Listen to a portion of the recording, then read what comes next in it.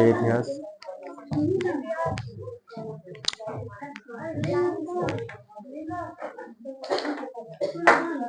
लाइए बुक दीजिए।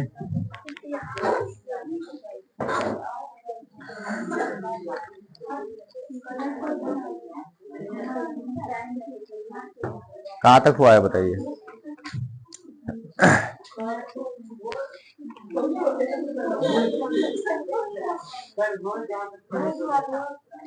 अच्छा, भोज हुआ था वो 1848 ईस्वी का क्रांति था, ठीक है। और बताइए, जब 1848 ईस्वी का क्रांति हुआ था उस समय फ्रांस का राजा कौन था? लुई फिलिप था। उसने अपना प्रधानमंत्री किसे नियुक्त किया था? गीजो को। गीजो कैसा आदमी था? बहुत ही खतरनाक, गौर प्रतिक्रियावादी, किसी भी प्रकार का सुधारात्मक कार्य नहीं किया। और लुई फिलिप के शासनकाल में लोगों में भूखमरी व्याप्त हो गई, लोग बेरोजगार हो गए, खाने के लिए भी तरसने लगे, भूखे मरने लगे लोग, बात समझे ना। तो इसलिए सभी मिलकर के आंदोलन किए। लेकिन सुधारवादी सब आंदोलन करने से पहले क्या किया? एक विशाल भोज किया पेरिस में। कहां पर? पेरिस में एक विशाल भोज का आयोजन किया और उसके बाद लुई फिलिप के खिलाफ आंदोलन छेड़ दिया, ठीक है। और लुई फिलिप को डर करके भागना पड़ गया। और भाग करके कहां गया? इंग्लैंड। और इससे पहले जो लुई 18वां भागा था, लुई 18वां नहीं, चार्ल्स 10वां, वो भी नहीं, चार्ल्स 10वां भागा था। चार्ल्स 10वां भी कहां भाग गया था? इंग्लैंड भाग गया। चलिए ध्यान दीजिए, आज अपने लोग पढ़ने वाले इटली का एकीकरण। टॉपिक है इटली का एकीकरण। इटली का एकीकरण। देखिए, इटली 19वीं शताब्दी का मतलब क्या हुआ बताइए? 19वीं शताब्दी का मतलब नहीं पता? 1800 से लेकर के 1800। तो इटली 19वीं शताब्दी के आरंभ में मात्र एक भौगोलिक अभिव्यक्ति था जहां कई स्वतंत्र राज्य हुआ करते थे। 19वीं शताब्दी के आसपास इटली एक स्वतंत्र जगह था जहां पर बहुत सारे राज्य, स्वतंत्र राज्य हुआ करते थे। इस कारण वहां अलगाव की भावना थी। और जब एक ही जगह पर बहुत सारा अलग अलग राज्य हो तो निश्चित रूप से वहां पर अलगाव की भावना होगी। अलगाव की भावना कहने का मतलब हुआ एक दूसरे के प्रति विरोध की भावना, एक दूसरे के प्रति विरोध की भावना, ठीक है। इटली के एक राष्ट्र के रूप में, इटली के एक राष्ट्र के रूप में स्थापित होने में भौगोलिक समस्या के अलावे कई अन्य समस्याएं भी थी, जिसे इटली में ऑस्ट्रिया और फ्रांस जैसे विदेशी राष्ट्रों का हस्तक्षेप था। देखिए, इटली 19वीं शताब्दी के आरंभ में, 19वीं शताब्दी के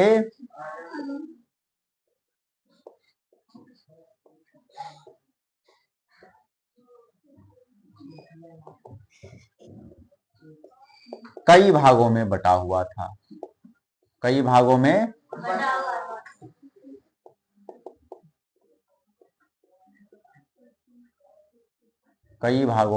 बटा हुआ। ध्यान दीजिएगा,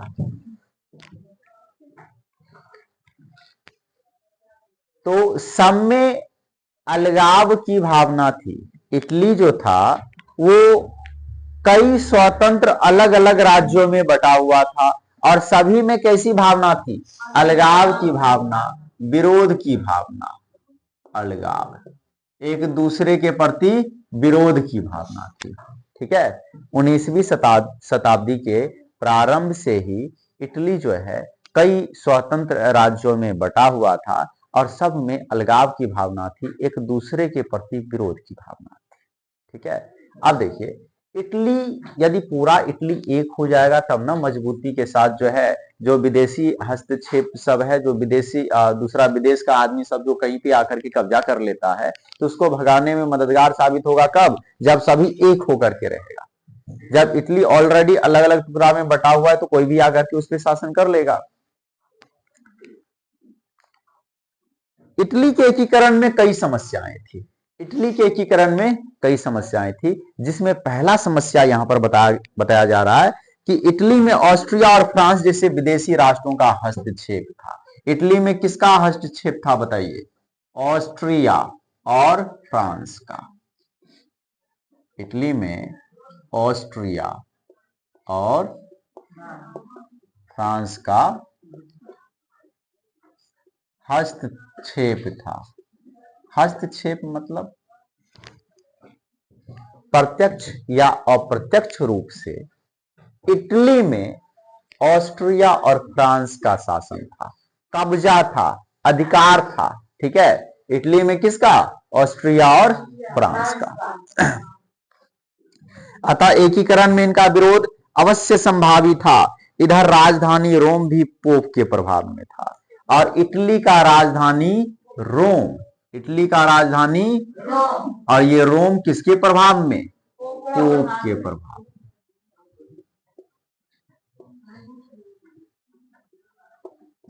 आप देख रहे हैं ना, इटली कई अलग अलग राज्यों में बटा हुआ था, इटली कई अलग अलग राज्यों में और सब में एक दूसरे के प्रति विरोध की भावना थी। अब अलग अलग राज्य में यदि बटा हुआ है तो सभी राज्य का अपना अपना राजा होगा और अधिकतर राजाओं में अलगाव की भावना थी, एक दूसरे के प्रति विरोध की भावना थी, एक होने वाला कोनो बातें नहीं था।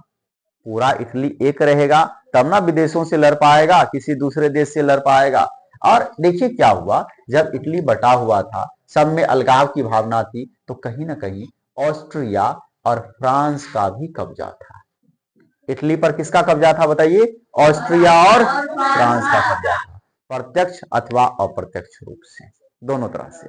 प्रत्यक्ष रूप मतलब सीधा आया, पूरा जो है कब्जा कर लिया दिखा करके, अप्रत्यक्ष रूप से खुद कब्जा नहीं कर रहा है, किसी को भेजा हुआ है, किसी को उकसा रहा है, किसी बड़े राजा को अपने नियंत्रण में रखा हुआ है, यह हुआ अप्रत्यक्ष रूप से कब्जा करना।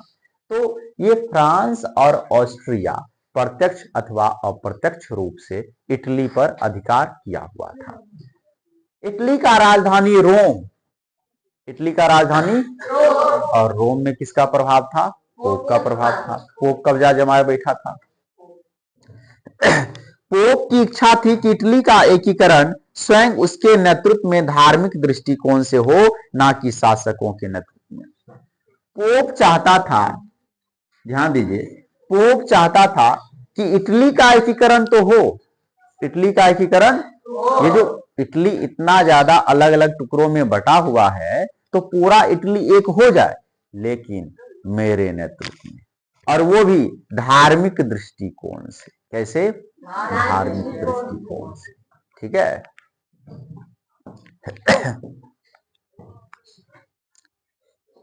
ना कि शासकों के नेतृत्व में। इसके अलावे अनेक आर्थिक और प्रशासनिक विसंगतियां भी मौजूद थी। ठीक है, तो ये सब समस्या था इटली के एकीकरण में। मेन समस्या की यदि बात की जाए तो ऑस्ट्रिया और फ्रांस का हस्तक्षेप है। इटली के एकीकरण में यदि मेन समस्या की बात की जाए तो वो क्या है, ऑस्ट्रिया और फ्रांस का हस्तक्षेप, और दूसरा रोम में पोप का प्रभाव। ये दोनों बड़ी समस्याएं हैं इटली के एकीकरण में। ठीक है, सुनिए, परंतु इसके बावजूद भी 19वीं सदी के आरंभ से ही इटली में राष्ट्रीयता की भावना का विकास हो रहा था। चाहे समस्या कितना भी हो, इटली में राष्ट्रीयता की भावना का विकास हो रहा था। इटली में राष्ट्रीयता की भावना का विकास हो रहा है। इटली क्या चाहता था कि हम जो इतने टुकड़े में बटे हुए हैं किसी तरह से एक हो जाए। ठीक है, पूरे इटली के एक होने में क्या सब समस्याएं थी? जो मेन समस्या था वो दो समस्या था। पहला समस्या कि इटली में फ्रांस और ऑस्ट्रिया का हस्तक्षेप था और दूसरा इटली के राजधानी रोम में पोप का प्रभाव था और पोप पूरे इटली का एकीकरण अब वो अपने दृष्टिकोण से, धार्मिक दृष्टिकोण से करना चाहता था। ध्यान दीजिए, लेकिन समस्या चाहे जितना बड़ा बड़ा हो, राष्ट्रता की भावना का विकास हो रहा था। अब लोग आंदोलित तो हो रहे थे इटली के एकीकरण के लिए, इटली के एकीकरण के लिए लोग आंदोलित हो रहे थे। आंदोलित होना का मतलब हुआ आंदोलन करने के लिए तैयार हो जाना। नेपोलियन के सैन्य अभियानों ने इटली के नव जागरण तथा एकीकरण में अप्रत्यक्ष रूप से ही सही परंतु महत्वपूर्ण योगदान दिया। इटली विजय के पश्चात नेपोलियन ने इसे 3 गणराज्यों में विभक्त किया।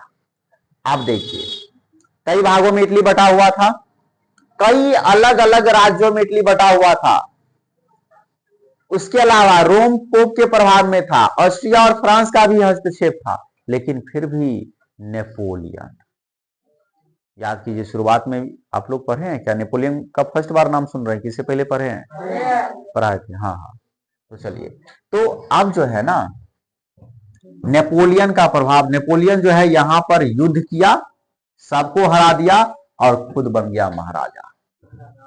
ठीक है, खुद यहाँ का। बताइए, फ्रांस के बारे में अपने लोग पढ़ रहे थे ना, फ्रांस में जो है ये नेपोलियन आया था, नेपोलियन अपना शासन स्थापित किया था और गणतंत्र की स्थापना की थी। बात समझे ना?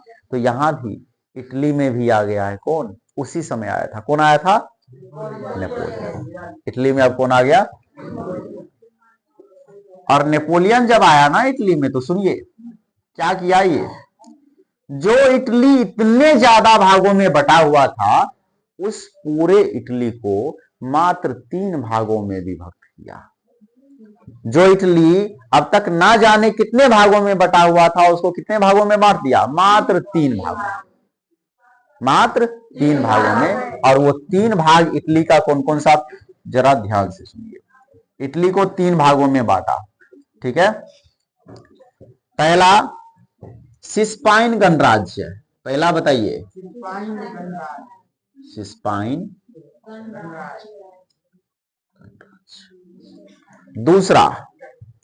दूसरा लिगुलियन,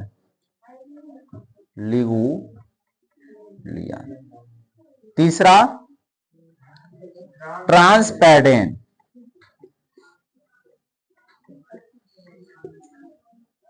तो कितना अच्छा, तब तो इटली का एकीकरण हो ही गया। जो इटली कई भागों में बटा हुआ था उस इटली को नेपोलियन आकर के सबको हरा करके ऑस्ट्रिया को भगाया, फ्रांस को भगाया, पोप को मारा। बात समझे ना? और पूरे इटली का लगभग एकीकरण करके मात्र 3 भागों में विभक्त किया, मात्र 3 भागों में। ठीक है, पहला सिस्पाइन गणराज्य, दूसरा लिगुलियन और तीसरा ट्रांसपैडेन। ठीक है, मात्र 3 भागों में बांटा। अब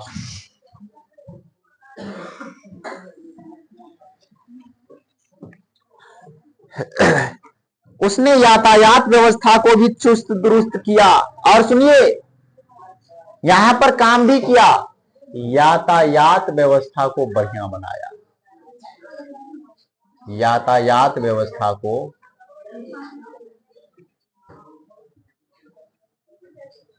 चुस्त दुरुस्त किया,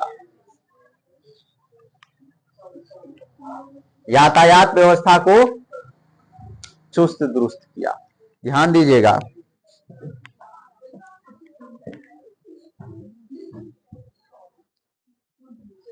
और संपूर्ण क्षेत्र को एक शासन के अधीन लाया। इन सभी कारणों से वहां जागृति आई, नेपोलियन का पतन हो गया। अब सुनिए, यही बात फ्रांस में हो गया था ना, यही बात फ्रांस में हो गया था।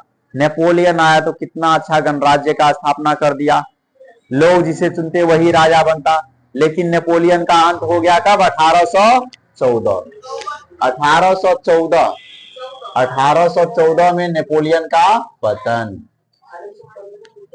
नेपोलियन का अंत। 1814 ईस्वी में नेपोलियन का, और आपको पता है जैसे ही नेपोलियन का अंत हुआ ना तो एक बड़का पंचायती बिठाया गया। 1815 ईस्वी का वियना सम्मेलन याद है? 1815 ईस्वी का क्या? वियना।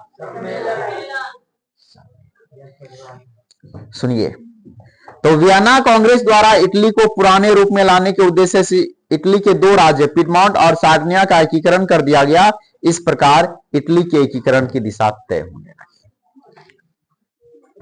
वियना सम्मेलन के द्वारा इटली के दो राज्य सार्डिनिया और पिडमॉन्ट को एक कर दिया गया। सार्डिनिया और पिडमाउंट दोनों को एक कर दिया वियना सम्मेलन के बाद। तब तो और भी इटली एक हो गया, ठीक है। लेकिन देखिए, ये जो दोनों को एक किया था ना, तो इसके पीछे उद्देश्य था कि हम फिर से पुरानी व्यवस्था को लागू करेंगे। पुरानी व्यवस्था, राजा महाराजा के समय का व्यवस्था। नेपोलियन आया था तो सब कुछ जो है अस्त व्यस्त कर दिया था अपने युद्ध के द्वारा, बात समझे ना, और सब जगह अपना कब्जा जमा लिया था नेपोलियन। लेकिन जैसे ही नेपोलियन का अंत हुआ ना, तो ये ऑस्ट्रिया, ये फ्रांस, ये सब मिलकर के फिर से पुरातन व्यवस्था लागू करने का प्रयास किया। किसके तहत? 1815 ईस्वी के वियना सम्मेलन के तहत।